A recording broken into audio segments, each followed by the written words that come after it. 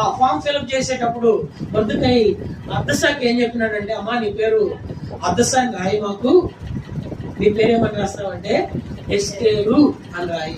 ఎందుకంటే వారు ఈస్టర్ అనే దేవతను పూజిస్తారు. ఈ పేరు గనక నీకు పెట్టబడితే వారి దేవత పేరు నీకున్నది గనక నీ మీద ఏమైనా దయ ప్రాప్తిస్తుందేమో అని పేరు మార్చాడు. సరే, ఆమె ఉద్యోగానికి అప్లై చేసుకుంది.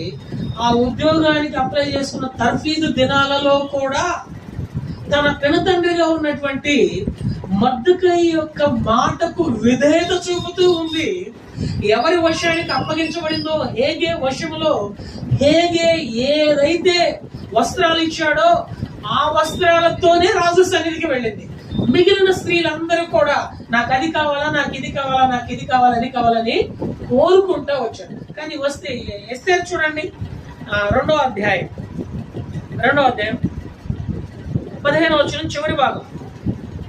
ఎస్తేరు రాజు నొద్దకు వెళ్ళుటకు వంతు వచ్చినప్పుడు స్త్రీలను కాయు రాజు యొక్క క్షణుడైన హేగే నిర్ణయించిన అలంకారములు గాక ఆమె మరి ఏమీ కోరలేదు.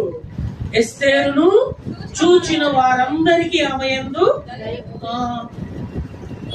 హేగే ప్రతి ఒక్క కన్యకకు వాని స్థితిని బట్టి తలాంతులు ఇస్తా ఉన్నాడు, అలంకరణ ఇస్తా ఉన్నాడు. మిగిలిన వాళ్ళందరూ కోరుకుంటా వచ్చారు. అయితే ఎస్తేరు మాత్రము హేగే ఇచ్చింది తప్ప మరేది కూడా కోరలేదు.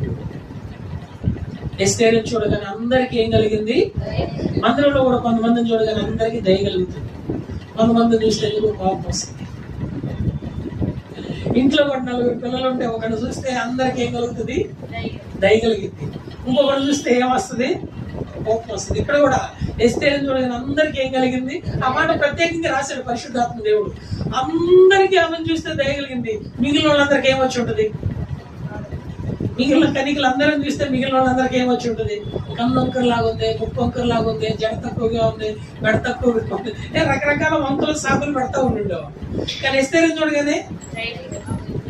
ఎస్తేరుని చూడగానే ఆ దయ రావడానికి కారణం ఏమిటయ్యా అంటే, రాజుకి ఎలా ఉంటే ఇష్టమో ఎవరికి తెలుసు? హేగేకి తెలుసు.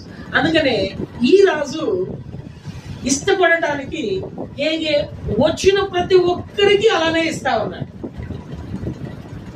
రాజు ఇష్టపడటానికి వచ్చిన ప్రతి ఒక్కరికి అలానే ఇస్తా ఉన్నాడు.